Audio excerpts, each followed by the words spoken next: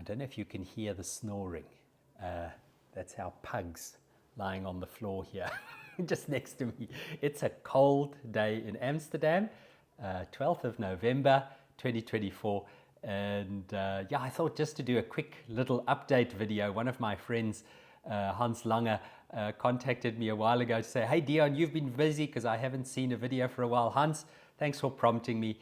And this morning was the first time that I had a chance just to record something. I actually have another video, which I just haven't been able to edit, which was a trip to Lund in Sweden, where I participated in the conference on global public theology for the professorial inaugural lecture of my colleague and friend, Ulrich Schmiedel, but I haven't had a chance to edit that. I hope I'll get to it soon and be able to upload that. But this is really just a little life update video.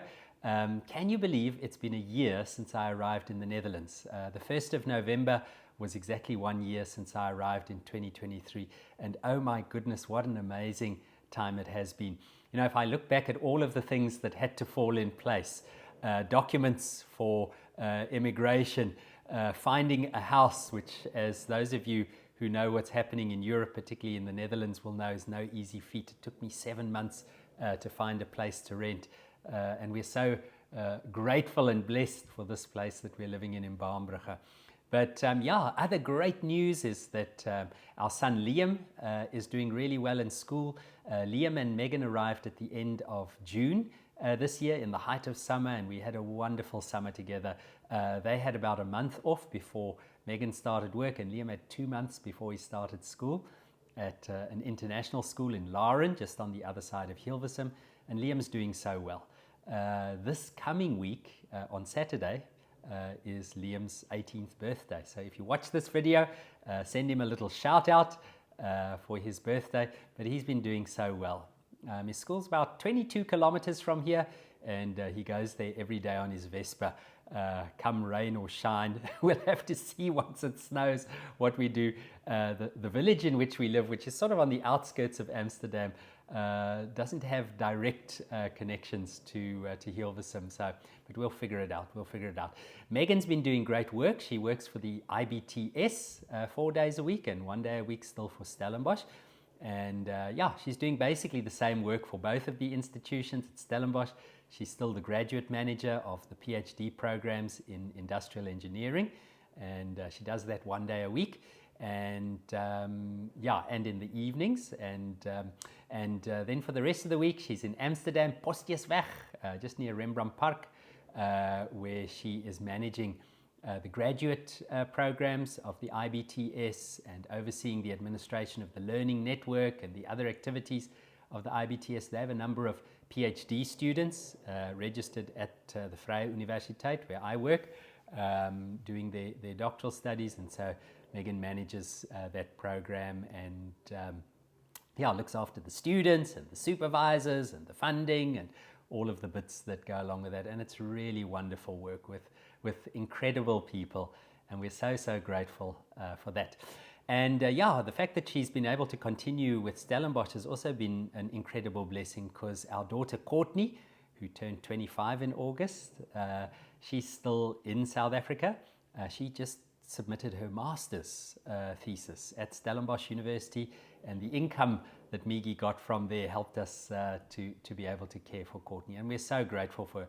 She wrote a wonderful thesis on gender and international terror. She's particularly interested in terrorism and terror studies, sort of in the field of security studies, and was particularly concerned about women and girls in certain African terror organizations. So a really wonderful thesis, and we're so proud of her. Yeah, as for myself, wow, what a wonderful year at the Vrije Universiteit Amsterdam. So Faculty of Religion and Theology, it's been really great. In the last year, I was granted tenure, which is an incredible blessing.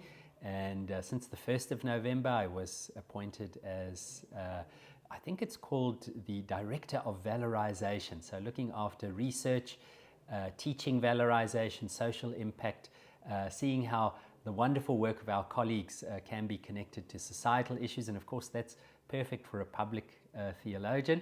But I've been doing all sorts of things. 2 weeks ago, I spoke at the CWN on peace ethics together with my colleague Rick Peels, who's a specialist from the Extreme Beliefs Project, which I'm also a part of. And he spoke about radicalization and extremism, and I spoke about peace ethics. But I've been doing all sorts of things here in the Netherlands and in Europe. As I mentioned, I was in Lund not long ago. I have a video for that, which I haven't managed to edit yet. Oh my goodness, things have been busy. But when my friend Hans Lange mentioned that he hadn't seen or heard from me on YouTube, I thought I have to do this video. But the other one is waiting to be edited. I just need to get a chance to do so. There have been a number of great publications that have come out in this last year and a couple of interesting things in the pipeline. Just this morning I was thinking what's been submitted. I had a small little project on public theology in late secular or early post-secular democracies. And particularly what's interested me is the way in which migrants from highly religious contexts like sub-Saharan Africa, parts of Asia, are really impacting the discourse around religion and public life. So some of it has to do with freedom of religion, the right for people to practice their faith, but also freedom from religion, irresponsible ways in which faith is sometimes exercised in public life and used. And there, of course, I've been doing some work, particularly around religion and right-wing nationalism, religion and populism. I have a student, Regina, who's just working final steps of her thesis on political messianism, this concept of Max Weber, and she's been looking at Geert Wilders here in the Netherlands. This sort of promise that I'm the only one who can save you, and my policies and my approaches are the only thing that can save you from, all sorts of things. We've seen this with Donald Trump, certainly.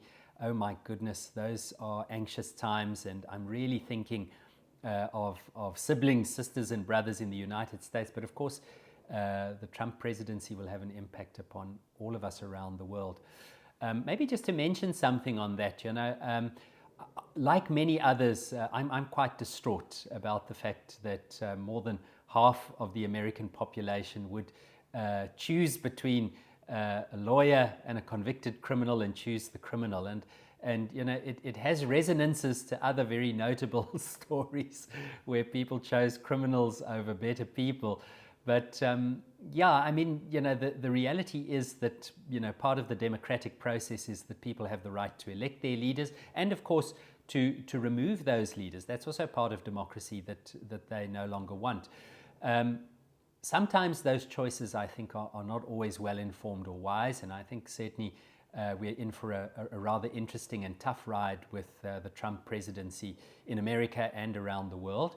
And, for me, the question has been, particularly as a Christian, as a person who seeks to embody the virtues and values of the Christian faith, how should I respond to that? And, I've been doing quite a lot of work just recently on Walter Wink's, contributions. I spoke on this in Oxford in August and in Berlin a little bit earlier in the year. And Wink's notion, which he came to share with us in South Africa in 1986, that little book, Jesus' Third Way, where he spoke of militant nonviolence. So not passivity, but a kind of active nonviolent resistance to evil.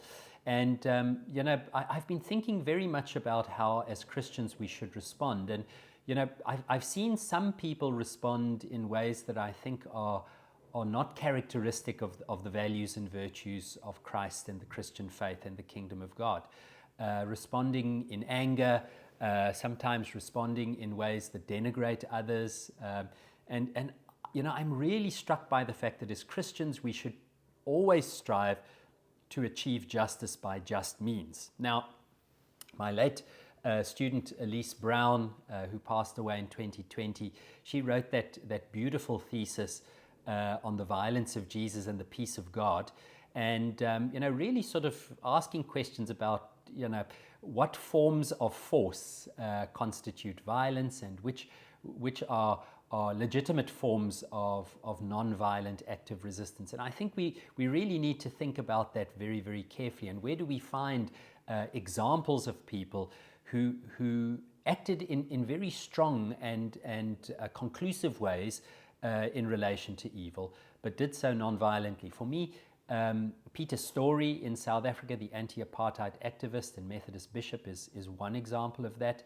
I spoke about this, as I mentioned at the CWN 2 weeks ago, and these 4 principles, that first of all, we should live by the truth and name the lies that we see, and not be duped by half-truths and untruths ourselves. Secondly, that we should bind up the broken. I think that is perhaps one of the most politically revolutionary things that we can do in a world that's all about individualism and self-gain. Spending our time, our resources, our energy for the good of others, I think is a very, very important thing to do. As Dietrich Bonhoeffer said, Christ himself was a man for others, and I think we should live our lives in that way, binding up the broken, finding ways to do the most loving, transformative, caring thing that we can with our time. I've been doing simple things here in the Netherlands, for example, working with migrants, refugees, helping them to write their CVs, because I can read and speak Dutch, translating documents for them, accompanying people to government departments to make sure that they don't just get turned away, that if they are, that reasons are given and that we understand that. So binding up the broken. The third thing that Peter Story said is that we should live the alternative. And I think this is one of the core values that I think we need in this current polarized political climate, is to say, how do we live the alternative to the kind of fear-mongering, baiting, posturing that we see in many situations? And I've really been convinced by Stanley Hauerwas and his work on virtue that kindness is a strong political virtue. Now, that doesn't mean that one gives in to the evil or hatred or misogyny of others, but there is a way to very strongly encounter one's supposed enemies or the other, to try and win them over. I always think of the example of Desmond Tutu at that protest march when the security police were in St. George's Cathedral, standing there with their weapons as people were praying, and him saying to the security police, "Come and join the winning side. Come on over. Your cause of evil, of hatred, of violence is already lost. The cross of Christ has nullified it. So come and join the winning side." So living the alternative, and what can we do to live the alternative? Particularly in those close spheres of influence with our children, our community, our family, our colleagues. How do we speak? What is the character of our language, our thoughts, our actions? And that, I think, takes a lot of training. And then the final thing is to use non-violent means to replace evil with good. To find ways to be incredibly active in replacing whatever evil we see around us with good. In the anti-apartheid struggle, I was speaking to some folks about this, 1987, 88, after the second state of emergency, a very brutal time in South Africa's history. Many of us couldn't imagine the possibility of the end of apartheid. I mean, it seemed almost unimaginable. But there we found ways to deconstruct, this upside down pyramid that has all of these things that hold it in place, and just finding those little stilts, those little things that keep the upside down pyramid in place, and removing the small things. Finding ways to deconstruct evil policies, evil laws, evil actions, evil intent, lies, finding ways to deconstruct that one by one. Again, it reminds me of Desmond Tutu, who said, do your little bits of good wherever you are, and when they are put together, they will overwhelm the world in love. So yeah, there are a couple of other articles and publications which are coming out there. The two on the importance of public theology in a post-secular age. I think more than ever, we need persons who have the skill and the ability to think in categories and language about what's happening in society, where beliefs, both religious and secular beliefs, are shaping and misshaping societies. I have 2 articles on peace ethics, one specifically on Walter Wink and his engagement with the Sermon on the Mount, Jesus' Third Way, that was presented at the Oxford Institute, and then the paper from Berlin that was presented earlier. Can't say too much about this next one, but I've written a chapter on gastvryheid, the freedom of the guest, hospitality, that Dutch word gastvryheid for a French festschrift, and the political importance of hospitality for the supposed other. Particularly, I feel this as a migrant in Europe. And what else is there? Yes, I wrote a chapter on the decolonization of environmental theologies, thinking very much about what it means to hold justice for creation, human and non-human creation, in tension with one another as we strive for the greater good. What else is there? Oh yes, and a chapter on giving up on forgiveness. So what forms of forgiveness? So in my Politics of Forgiveness project, what forms of forgiveness do we have that we should give up on? Forms of forgiveness that are too weak, that are empty signifiers, that are misleading. Forgiveness without justice, for example, or forgiveness without recognition and repentance. So there's a chapter coming out on that. But yeah, things are well with us, and it's going well at the university. I've had my first 2 PhD students, one who's already defended, Chad, and Leah, who's defending her PhD on the 13th of January. And things are going really well. And I must say, I'm finding the time we have here in the Netherlands wonderful. I'll be in Cape Town in 2 weeks' time with one of my other PhD students, Ahmed, who I'm co-supervising at the Vrije University and the International Center for Social Sciences, ISS, at the Erasmus University, Rotterdam. And we'll be in Cape Town for a conference. So I'm looking forward to that. And of course, I'm going to see Courtney. And on the Saturday, I'm running the Winelands Half Marathon. So say your little prayers.